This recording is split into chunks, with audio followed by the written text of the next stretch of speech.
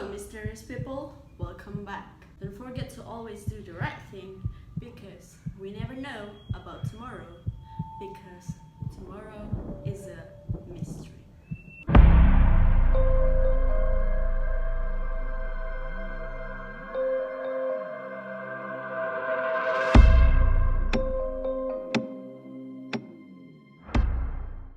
Oke, di video kali ini kita akan membahas tentang kasus-kasus atau kecelakaan pesawat terbesar yang pernah terjadi di dunia. Langsung aja kita ke isi.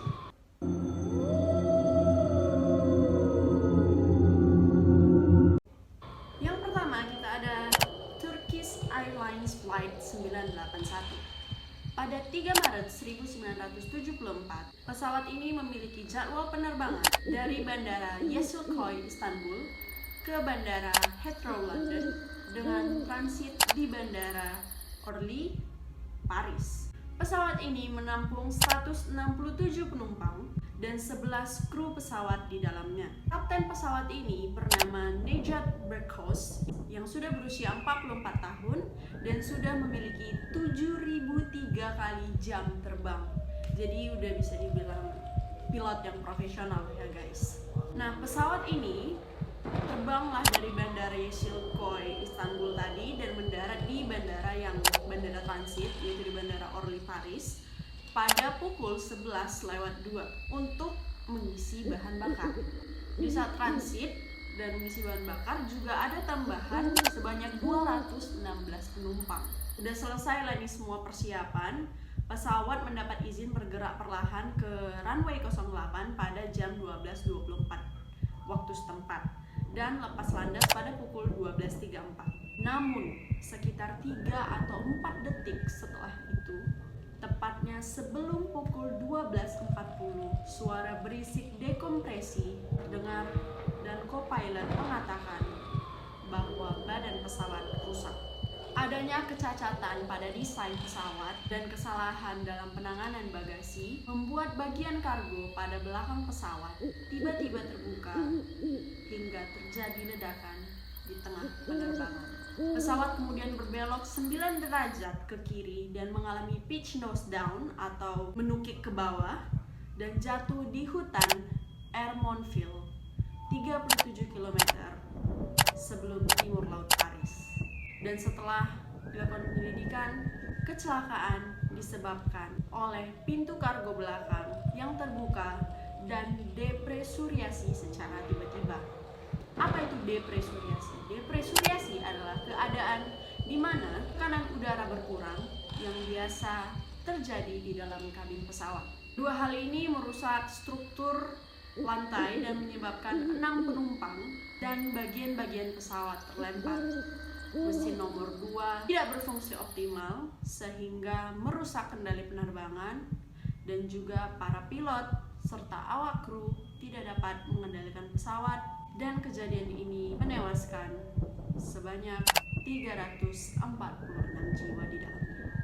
Next.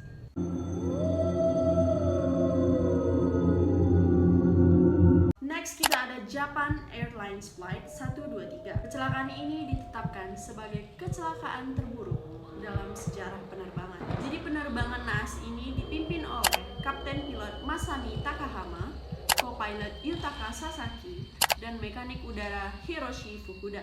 Pada tanggal 12 Agustus 1985, Japan Airlines 123 ini lepas landas dari Bandara Haneda pada pukul 18.12 dan ini ternyata adalah jadwal penerbangan yang 12 menit lebih awal dari jadwal penerbangan seharusnya. Saat lepas landas, 12 menit kemudian, ketika pesawat memasuki ketinggian di atas Teluk Sagami, bagian penyekat buritan belakang pesawat pecah dan menghasilkan ledakan dekompresi yang merobek ekor pesawat. Terlepasnya bagian ekor pesawat ini menyebabkan rusaknya seluruh sistem hidraulis pesawat dan pesawat melayang-layang tidak terkendali selama 30 menit. Jadi saat pesawat melayang-layang di udara selama 30 menit dengan gak jelas itu gak terkendali, ternyata itu adalah salah satu usaha sang pilot untuk mencari pendaratan darurat upayanya yang kembalinya ke Bandara Haneda tadi, tempat mereka lepas landas, tapi mungkin tidak memungkinkan, sampai ia harus berupaya menerbangkan pesawat itu ke Pangkalan Angkatan Udara AS di Yokota.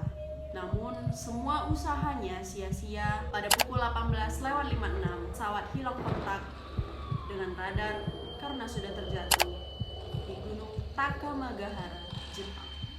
Pesawat menabrak punggung gunung, menghantam gunung kedua, lalu terbalik dan menghantam tanah dengan punggung pesawat jatuh terlebih dahulu. 15 awak pesawat meninggal dan 505 dari 509 penumpang juga dinyatakan meninggal. Ternyata korban di dalamnya termasuk salah satu aktor dan juga penyanyi terkenal, yaitu Kyu Sakamoto. Total korban meninggal adalah 520 orang dan 4 orang wanita yang selamat. Beberapa orang yang tewas ternyata sebelumnya dapat menyelamatkan dirinya, namun mereka harus meninggal karena menunggu bala bantuan yang belum datang.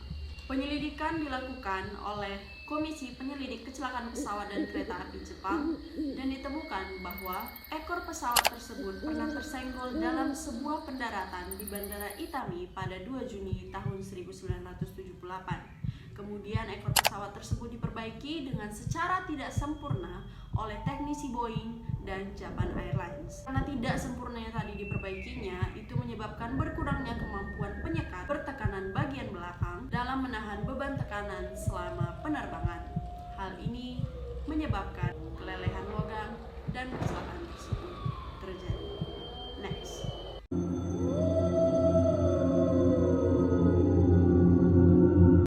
Kita ada kasus kecelakaan yang terjadi di tanah air, yaitu dari Garuda Indonesia GA152. Pesawat Garuda Airbus A300-B4 yang sedang dalam perjalanan dari Jakarta menuju ke Medan pada tanggal 26 September 1997. Ketika hendak mendarat di Bandara Polonia, pengawas bandara mengaku kehilangan kontak dengan pilot pesawat, yaitu Kapten Rahmo Wiyogo. Pesawat yang mengangkut 222 penumpang dan 12 awak pesawat ini dijadwalkan terbang dari Bandara Cengkareng pada pukul 11.30 WIB dan tiba di Bandara Polonia pada pukul 13.58 WIB. Kecelakaan pesawat kali ini diduga terjadi akibat adanya miskomunikasi dan pada saat itu juga kondisi awan yang sangat diselimuti oleh awan tebal karena adanya kebakaran hutan. Naas, pesawat tersebut salah mengambil arah dan menabrak tebing gunung hingga meledak lalu terbakar. Kecelakaan pesawat ini terjadi di Desa Buah Nabar, Kecamatan Sibolangit, Kabupaten Deli Serdang, Sumatera Utara pada pukul 13.18 WIB. Insiden ini menewaskan seluruh penumpang dan awak pesawat. Dan ternyata jumlah korban itu tidak hanya dari penduduk Indonesia, melainkan juga ada penduduk dari luar negeri. Di antaranya adalah 2 warga negara Inggris, 1 warga negara Prancis, 6 warga negara Malaysia, 4 warga negara Jerman, 2 warga negara Amerika Serikat, dan 2 warga negara Kanada. Dan salah satu korban lainnya ialah Presiden Direktur PULP dan Rayon Perusahaan PT Inti Indo Rayon Utama, yaitu Pak Yanto Tanoto, yang juga dinyatakan meninggal dalam kecelakaan pesawat tersebut. Next.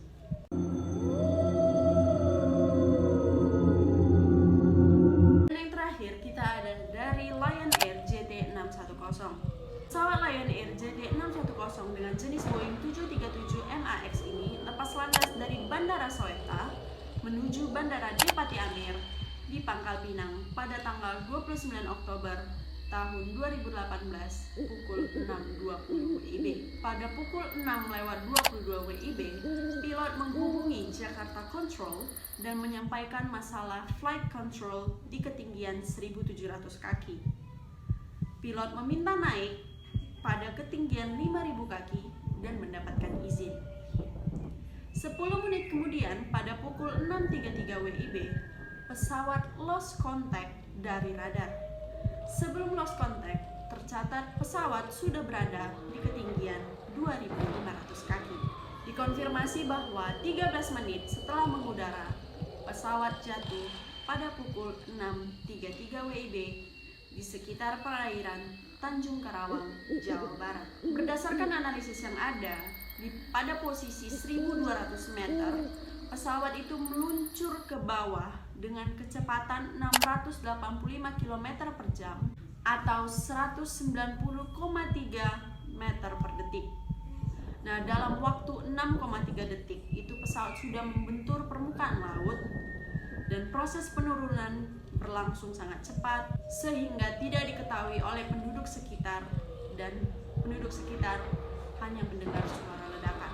Basarnas langsung diterjunkan ke lokasi dan pada pukul 13.02 WIB tim mulai menemukan potongan tubuh di sekitar lokasi, dan seterusnya mereka menemukan puing-puing pesawat dan juga potongan-potongan tubuh korban lainnya terus ditemukan. Komite Nasional Keselamatan Transportasi atau KNKT, Kementerian Perhubungan, merilis laporan akhir investigasi kecelakaan ini. Disimpulkan ada 9 faktor yang mempengaruhi dalam kecelakaan, mulai dari faktor mekanik, desain pesawat, dan kurangnya dokumentasi tentang sistem pesawat.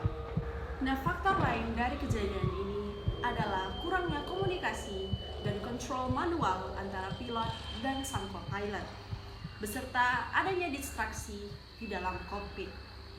Berdasarkan bukti rekaman dan percakapan selama penerbangan, ternyata si co-pilot itu dinilai tidak familiar dengan prosedur.